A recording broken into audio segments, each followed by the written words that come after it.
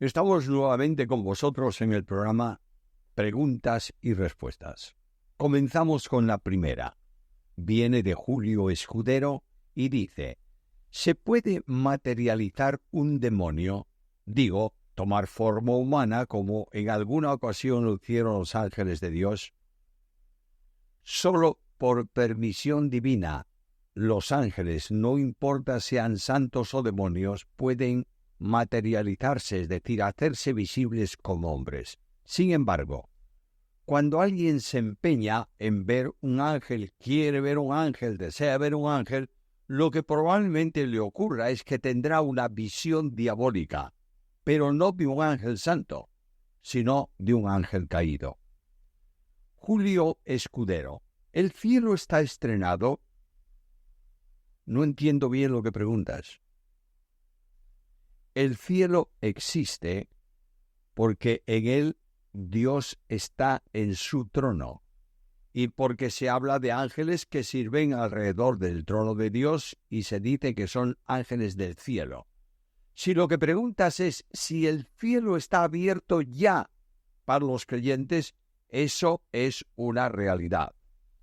Cada creyente que parte de esta vida ausente del cuerpo está ya en la presencia de Dios. Filipenses 1:23.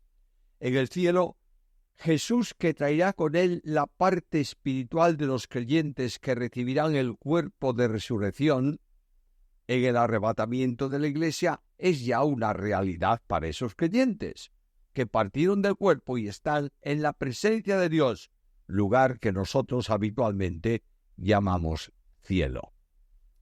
Darío Israel Toloza: ¿por qué sucede que la doctrina de la seguridad de salvación se ve generalmente como herejía y libertinaje? Veo ese prejuicio muy frecuentemente, por lo menos en la zona de Argentina en donde vivo, y un rechazo y hasta miedo al llamarlo salvo siempre salvo. ¿Será que el catolicismo romano o el movimiento pentecostal colonizó doctrinalmente la mayor parte de este país o de América Latina?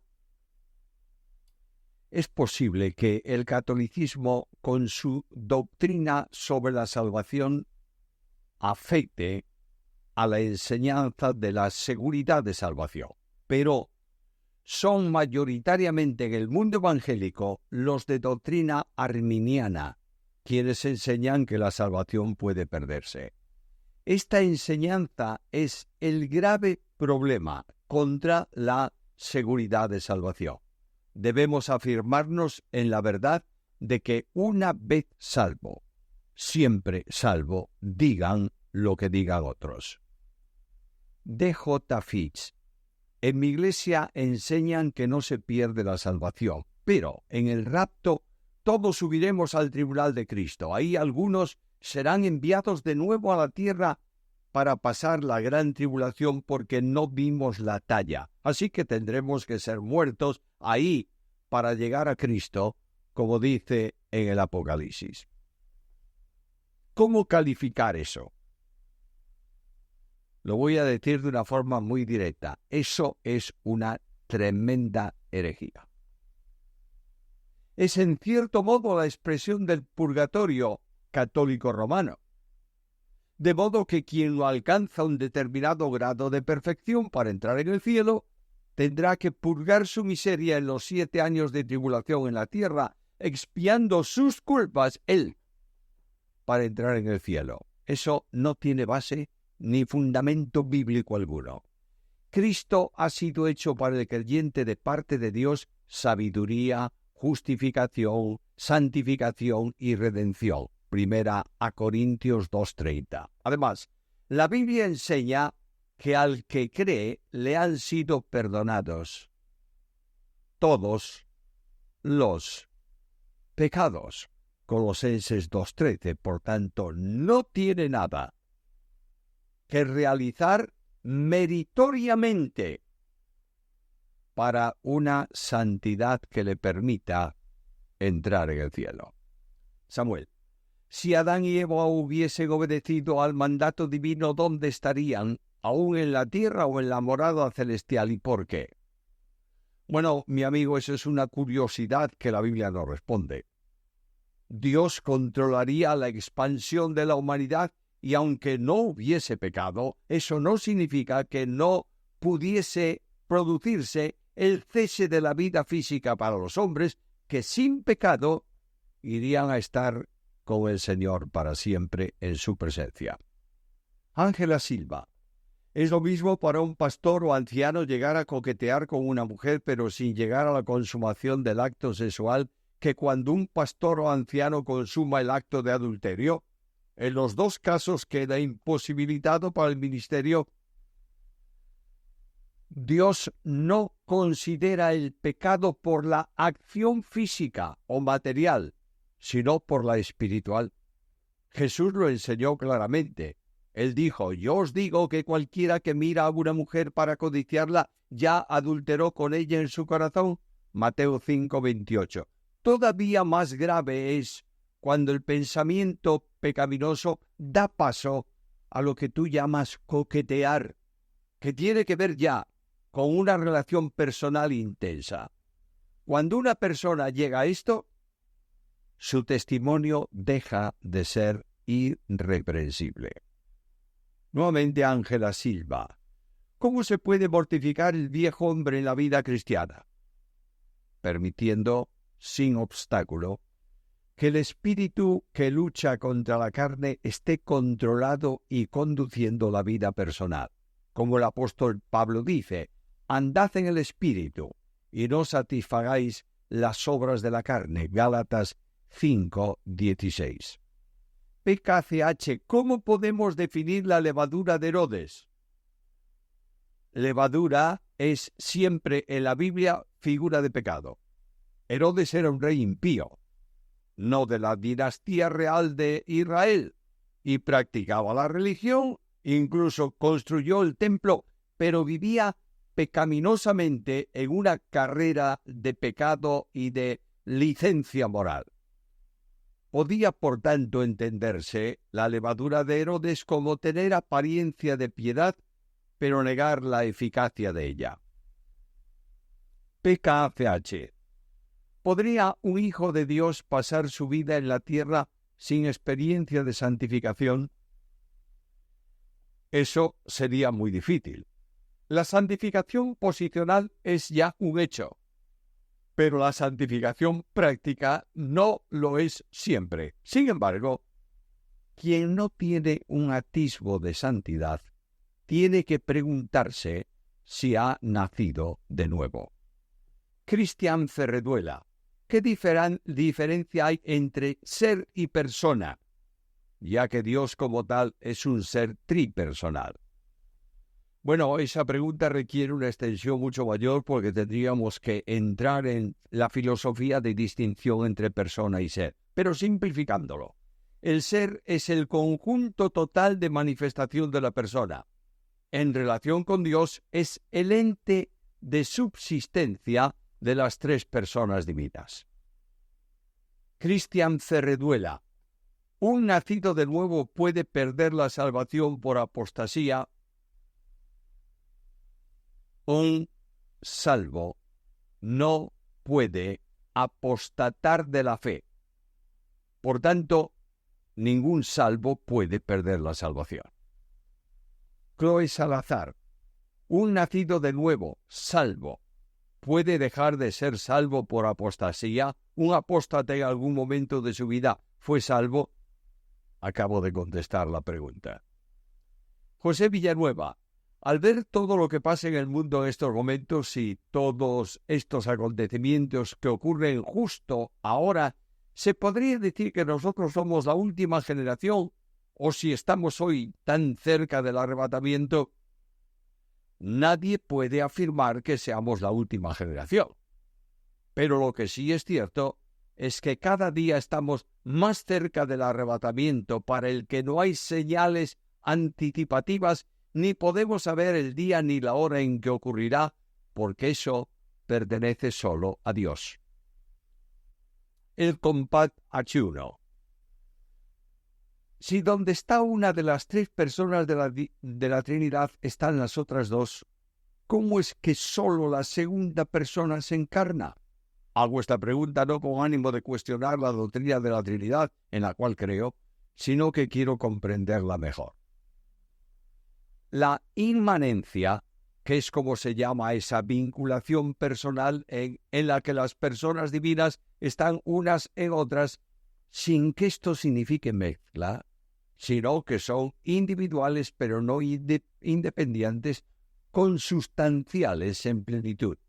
Cada una de las personas divinas tiene unas características y un ministerio distinto. Por esa razón, la segunda persona que asume la obra de redención mediante la naturaleza humana es la única que puede encarnarse y que lo hace. Las otras dos ni lo hacen ni es necesario. Sin embargo, Jesús dice, yo y el Padre somos uno, es decir, somos Dios. Y también afirma la inmanencia, para que todos sean uno, como tú, oh Padre, en mí y yo en ti, que ellos también sean uno en nosotros. Juan 17, 21. Es necesario estudiar la Trinidad Santísima y hacer distinción entre las personas divinas y la naturaleza de esas personas que, en el caso de la segunda, son dos, la naturaleza divina y la naturaleza humana. Juan Maya. Tenemos en la Iglesia por 10 meses una mujer que se hormona, que se ha quitado sus senos, viste de hombre, se le ha ministrado pero no cambia, que le cuesta y poco a poco lo intentará. También dice, si puede ser una excepción. Mi pregunta, ¿cómo usted me puede ayudar con las Escrituras? Este problema entra de lleno en lo que se conoce como ideología de género. Satanás pervierte la Escritura y en lugar de hablar de sexo, habla de género. Género es ser lo que te sientes, de modo que un hombre puede decir que se siente mujer y al revés. Pero eso es corrupción pecaminosa que lleva a extremos como el que tú apuntas. No hay ninguna excepción para lo que Dios no permite, es decir, para el pecado. No hay tampoco ninguna excepción para lo que Dios hizo y para su propósito de hacerlo. La Biblia enseña que Dios creó al hombre y a la mujer, varón y hembra. Génesis 1:27. Solo el sexo y no el género está en el pensamiento de Dios. Big Dexter. Patrick Gillespie, 1617-1675, en una de sus obras dice lo siguiente, y cito, el pacto de gracia está fundado y basado sobre el pacto de Dios con Cristo. Esta afirmación es correcta según el testimonio bíblico y de paso puede ayudarme a entenderlo. Mi estimado amigo, el pacto que mencionas es una posición explicativa sobre el plan de salvación. Ellos enseñan que Dios envió a su Hijo, que se hizo hombre y murió por los hombres, que la redención del hombre fue un pacto hecho entre la primera y la segunda persona divina y que los hombres se salvan en razón a ese pacto. Pero el problema está en buscar la referencia bíblica que señale, que enseñe ese pacto. Dios estableció la salvación del hombre antes de la creación del hombre. Y en el pacto de redención, o en el programa de redención, mejor dicho, cada persona divina actúa para que sea una realidad. Shaddai y Jocabed Medina Rodríguez. Entiendo que Jacob sirvió a Labán 14 años por Raquel, 7 años por Lea y 7 por Raquel. ¿A qué se refiere la semana que se menciona en Génesis 27-29? Es como ocurre muchas veces una semana de años y no de días. De modo que Labán dijo a Jacob, cumple la semana, es decir, los 7 años de servicio y se te dará también a Rebeca como mujer. Giraridu Ramos. El doctor Francisco Lacueva utilizó la palabra energismo. Energismo viene de en, menciona la preposición, y ergon, obra, y significa que la gracia de Dios obra en el libre albedrío capacitándolo para creer, arrepentirse o tener salvación. ¿Qué explicación podría dar? No actúa Dios en el libre albedrío, sino en el arbitrio condicionado que el hombre tiene por el pecado, capacitándolo para que haga un acto contrario a la voluntad del hombre, que es creer en Dios y entregarle su vida. Es una verdad bíblica general. El hombre es incapaz de hacer lo que es contrario a su naturaleza, que entre otras cosas es obedecer. Por tanto, Dios capacita al hombre, energizándolo para que haga una obra sobrenatural. Por eso el apóstol Pedro dice, elegido según la presciencia de Dios Padre en santificación del Espíritu para obediencia. Primera carta de Pedro 1:22. Alfredo, si Jesús era todo hombre y tenía y tiene una persona, y lo que le hace ser una persona, alma y espíritu, si además está la persona del Verbo, o esa alma y espíritu es la persona del Verbo, explíquemelo, por favor. Jesucristo es una persona divino-humana. Es la persona del Verbo encarnado, en el cual hay dos naturalezas.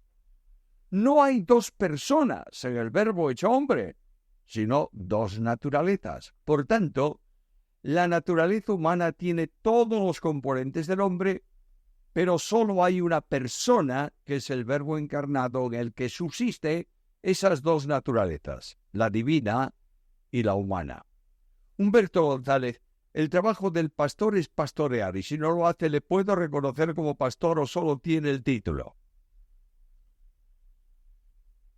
Un problema en todo lo que tiene que ver con reconocer es que somos dados a juzgar las intenciones y no nos limitamos a la verdad bíblica. Pastorear es un término muy amplio. Comprende enseñar, conducir, orientar, visitar, alentar, corregir, etcétera, etcétera. De modo que un pastor puede manifestar una inclinación, digamos así, hacia un deber pastoral más que hacia otro, porque tenga mayor afinidad. Lo que tenemos que hacer por un pastor es orar por él, para que Dios lo bendiga y encomendar la causa en la mano de Dios, esperando que Dios actúe en el alma de esa persona.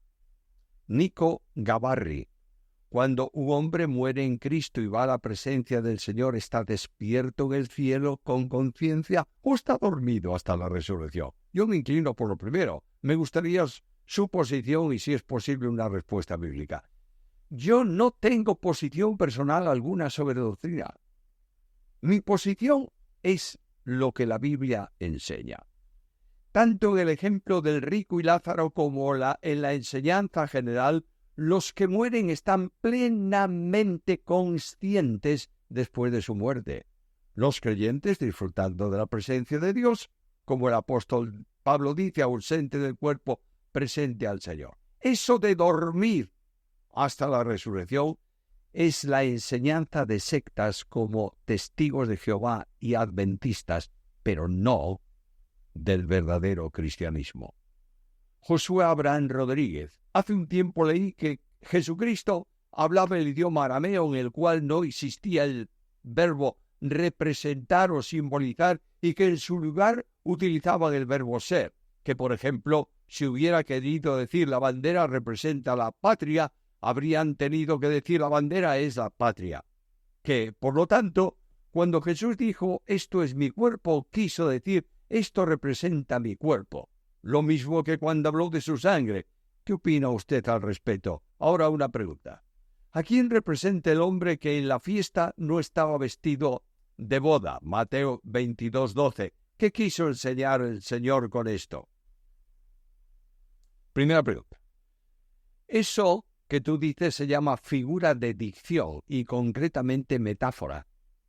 Por consiguiente, el vino representa la sangre y el pan representa el cuerpo de Cristo.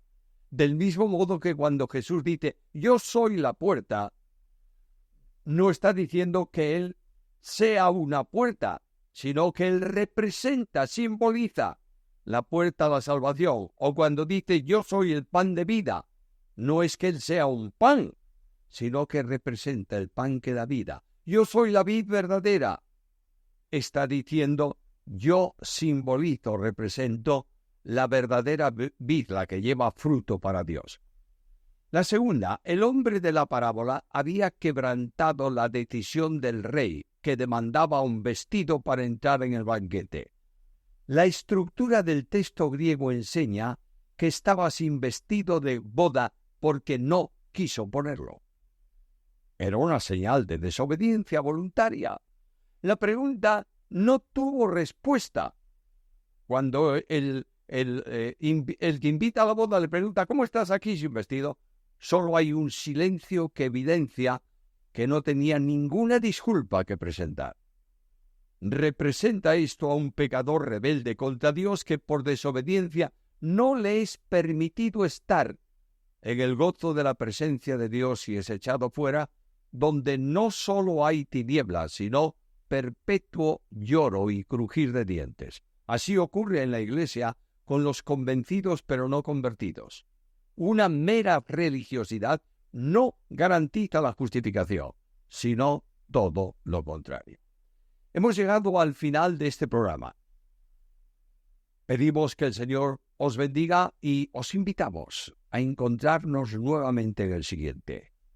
Pasad la referencia del canal a otros para que se suscriban y puedan recibir semanalmente los avisos de todos los programas que tenemos en nuestro canal. El Señor os bendiga.